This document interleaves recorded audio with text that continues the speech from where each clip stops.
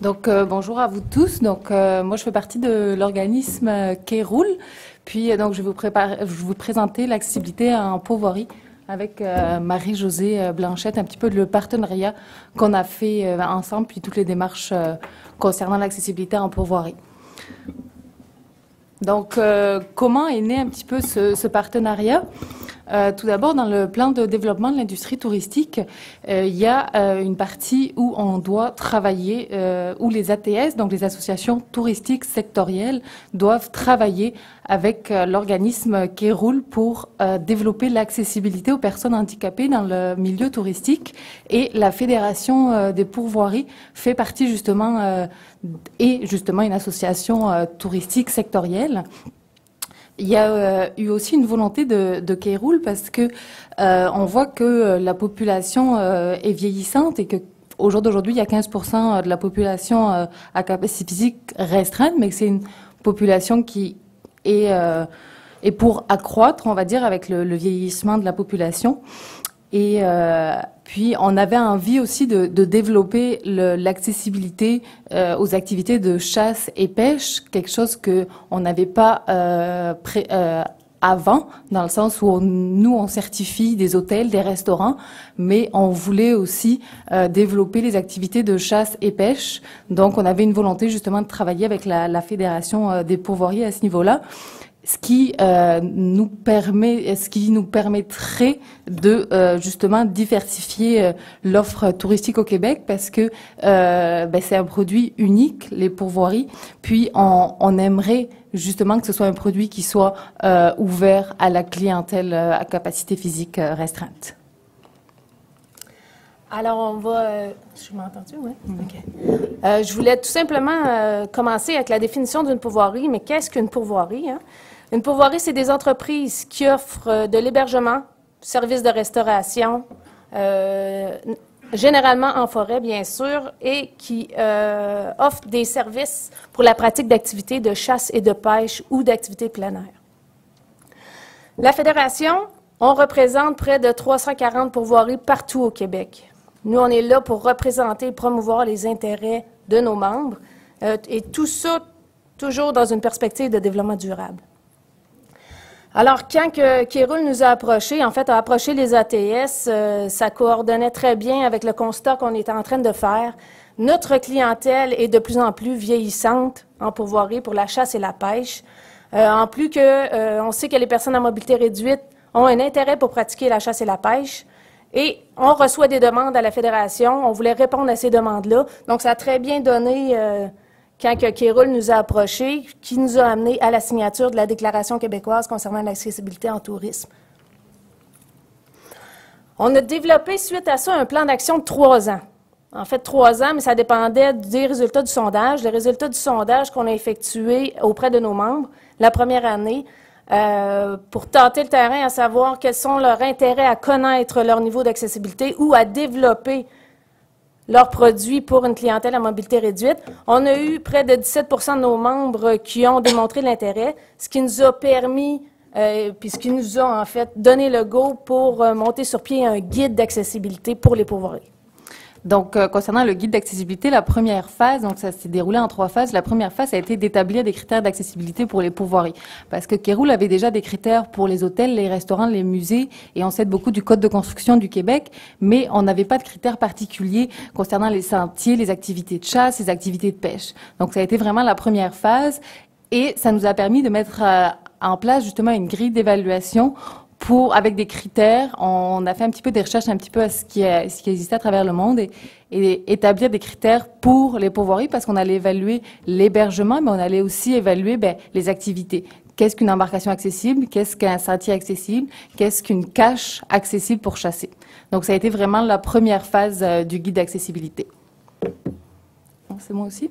La deuxième année, donc comme Marie-Josée l'a dit, ça a été fait sur 3 ans. La deuxième année, Kéroul est allé former les classificateurs de la Fédération des pourvoiries. C'était eux qui allaient être en charge d'évaluer, parce que lorsqu'ils vont quand ils vont sur le terrain, les classificateurs, ils classifient déjà les pourvoiries, mais ils allaient prendre en plus les critères d'accessibilité qu'on avait fait. Donc, la première étape a été de les former pour qu'ils sachent, c'est quoi les critères à regarder pour, qu'est-ce qu'un chalet accessible, qu'est-ce qu'une cache accessible, qu'est-ce qu'une embarcation accessible. À la suite de ça, il y a eu 16 pourvoiries qui ont été évaluées la première année, donc en 2012, sur 6 régions. Toutes ces pourvoiries ont été non accessibles au jour d'aujourd'hui, mais la démarche n'était pas qu'elles soient forcément accessibles, c'est de savoir qu'est-ce qu'elles doivent faire pour se rendre accessibles. C'était ça l'importance, dans le sens, aujourd'hui, on n'est pas accessible, mais on a cette volonté-là de vouloir rendre les pourvoiries accessibles. On a besoin de votre aide, Kéroul, pour nous dire, qu'est-ce qu'un chalet accessible, comment on peut améliorer nos installations. Et de ces 16 pourvoiries-là, il y en avait 4 vraiment qui avaient un potentiel pour pouvoir développer leur accessibilité. La phase 2, ça moi aussi. On a aussi développé en partenariat on a continué en fait la phase 2 du guide d'accessibilité pour les pourvoiries où on a recensé des équipements et des réalisations exemplaires en matière d'accessibilité. Là aussi, on a fait tout un travail de recherche, qu'est-ce qui se trouvait à l'international, parce qu'on s'est rendu compte qu'au Québec, il nous manquait beaucoup d'informations, puis est-ce qu'une cache accessible, il y en a qui existent déjà ailleurs dans le monde pour pouvoir chasser? Est-ce qu'il y a des canaux, des embarcations accessibles qui existent ailleurs qu'on pourrait donner l'information justement aux pourvoyeurs pour qu'ils puissent améliorer les activités? Parce que là, on avait nos critères, on sait comment ils peuvent faire pour avoir un hébergement accessible, mais maintenant, s'ils veulent aller plus loin, ils peuvent proposer des activités où ils peuvent aller se renseigner. Et donc tout ça, c'était dans le but justement de conseiller les gestionnaires dans leur démarche de mise en accessibilité de leur pourvoirie. À l'an 3, donc on a continué à l'an 3, on est allé évaluer. Cette fois-ci, on a eu 18 pourvoiries qui ont demandé à se faire évaluer dans 9 régions différentes au Québec en 2013. Là aussi, comme je l'ai dit précédemment, le but c'était de faire appel à nos services. Comment je peux rendre mon chalet accessible? Comment je peux améliorer mes activités de chasse et pêche? Ce qui nous a amené la 3e année à faire la 3e étape du guide d'accessibilité. C'était important pour nous de donner un guide très complet aux pourvoyeurs, ceux qui désirent offrir des nouveaux produits pour cette clientèle-là. Donc, on est allé chercher les connaissances, on voulait connaître les besoins et les attentes de la clientèle. Donc, on a monté un autre partenariat avec le département de loisirs de l'Université du Québec à Trois-Rivières. Puis, on a monté un sondage auprès de la clientèle québécoise à mobilité réduite et des personnes âgées afin de connaître qu'est-ce qu'ils désirent, c'est quoi leurs besoins et leurs attentes quand ils vivent une expérience en pourvoirie. Donc, on est allé chercher de la connaissance chez des gens qui avaient déjà connu des expériences en pourvoirie, puis d'autres voir juste, ils perçoivent ça comment et ils s'attendent à quoi. Essentiellement, les 2 points majeurs qui sont sortis, bien sûr, c'est l'amélioration de l'accessibilité, autant physique qu'économique, que l'accès à l'information, qui est très important pour eux sur les sites Internet, que ce soit de plus en plus marqué, le chalet, l'unité d'hébergement comprend quoi, et bien sûr la maximisation de la sécurité, autant au niveau des unités d'hébergement à l'intérieur que la pratique de l'activité en tant que telle. Le bilan, on a 33 pourvoiries qui ont été classifiées, qui ont été visitées en fait par Kéroul et par nos classificateurs. Il y en a 4 à 8 qu'on peut dire qui pourraient être partiellement accessibles dans les années futures. Les autres pourvoyeurs, ça ne veut pas nécessairement dire qu'ils ont perdu leur intérêt, c'est tout simplement que ça va prendre peut-être un petit peu plus de temps avant de le devenir. L'hébergement en forêt, c'est quelque chose d'un peu plus complexe que l'hébergement en ville. Les coûts d'aménagement des unités d'hébergement, c'est important. Donc, mais on en a peut-être 4 à 8, ce qui est déjà un petit train va loin. On est très content de ça quand même. Ça permet à la clientèle d'avoir des places supplémentaires pour des expériences en forêt. Donc, on peut dire que on a une opportunité. Surtout, on va travailler les nouvelles unités d'hébergement qui ne sont pas encore construites ou que là, c'est plus facile pour le pourvoyeur de construire l'unité tout de suite en commençant avec les critères d'accessibilité au lieu de faire des rénovations puis des aménagements. Puis, on a un travail à faire aussi sur les activités parce que quand on va en pourvoirie, c'est le fun, on aime ça, vivre l'expérience hébergement, mais il y a tout le volet aventure et activité aussi qu'il faut qu'il faut qu'ils complètent l'accessibilité aussi pour que la clientèle ait une expérience optimum, complète. Les gens ne veulent pas seulement de l'hébergement, ils veulent aussi de l'activité quand ils vont en pourvoirie ou quand ils vont dans d'autres lieux aussi hors pourvoirie. Donc, c'est pour ça, dans nos 3 ans, on a développé le guide d'accessibilité, que ça, nous, on remet ça à nos pourvoyeurs, tous ceux qui ont un intérêt à petit ou à long terme ou pour les années futures aussi, à développer des activités pour la clientèle à mobilité réduite. On l'a fait en 3 volets. Le premier qui est les critères seulement pour les bâtiments, comme on vous expliquait.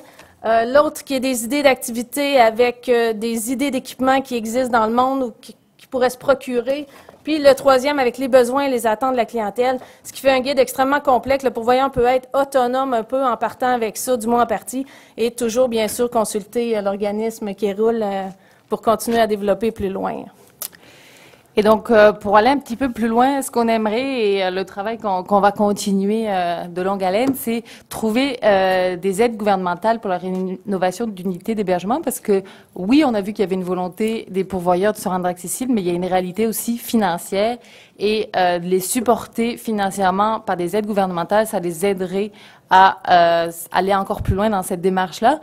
Ensuite, il faut aussi penser, oui, il y a le cadre bâti et les installations, mais il y a aussi la sensibilisation et la formation du personnel, parce que c'est bien beau d'avoir des lieux accessibles, mais il faut aussi que la clientèle soit bien reçue par le personnel des pourvoiries.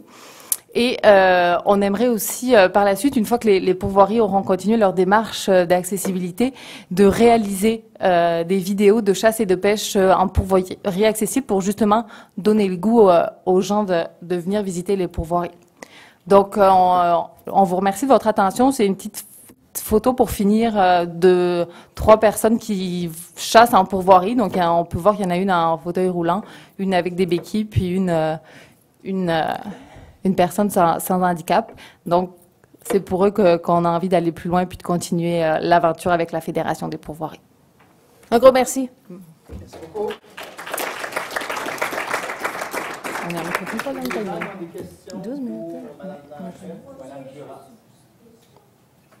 Oui, on vous écoute, c'est bon, c'est français. Est-ce que je suis curieuse? Le fauteuil roulant, quand tu vas à la cache, comment il fait par bonne cache? C'est dans les arbres, une cache? Non, pas nécessairement. Il y a des caches qui sont au sol aménagées spécialement pour les chasseurs en fauteuil.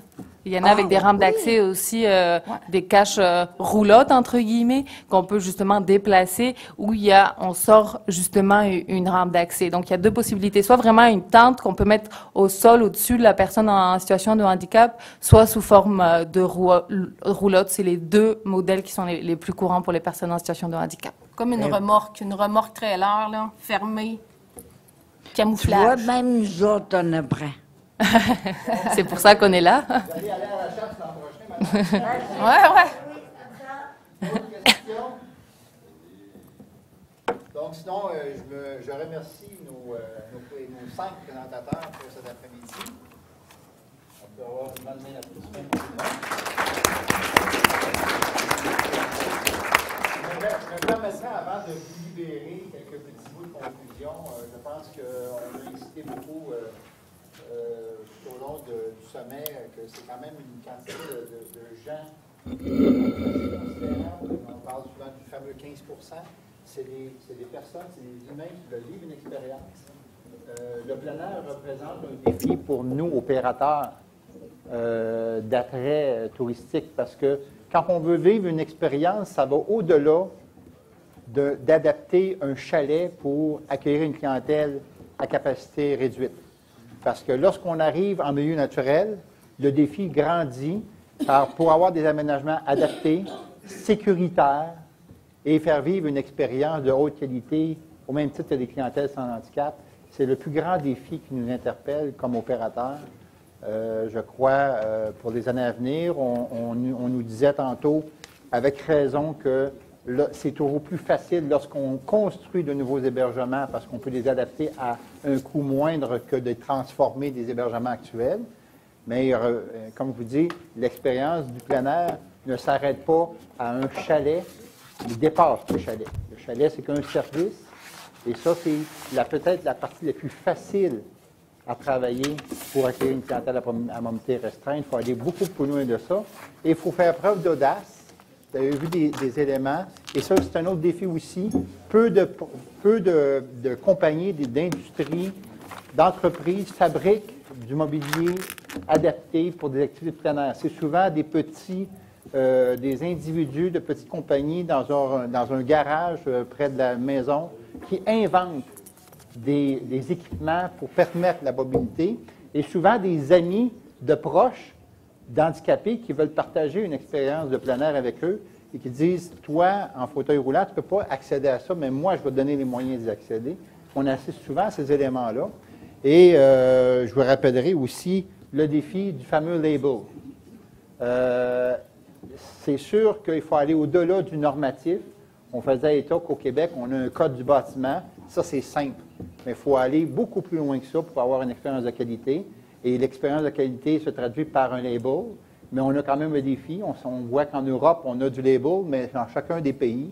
Et l'harmonisation, compte tenu d'un continent pour lequel on change de pays assez régulièrement dans un voyage, bien, c'est un défi aussi de chacun de nos destinations de s'assurer que le label est de qualité, est bien appliqué et qui est interchangeable d'un pays à l'autre autant que possible avec des normes semblables.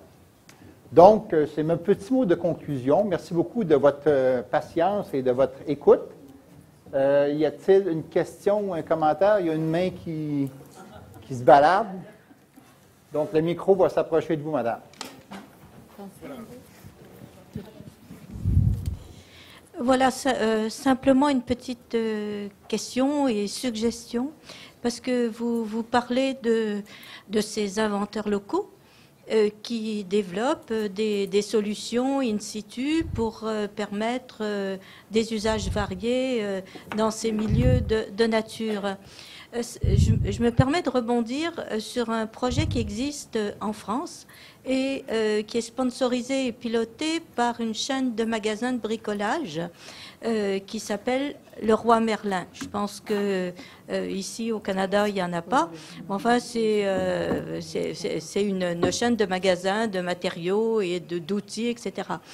Et ils ont développé un concours qui s'appelle les papas bricoleurs. Alors, ce sont les parents qui développent des solutions pour leurs enfants qui sont handicapés.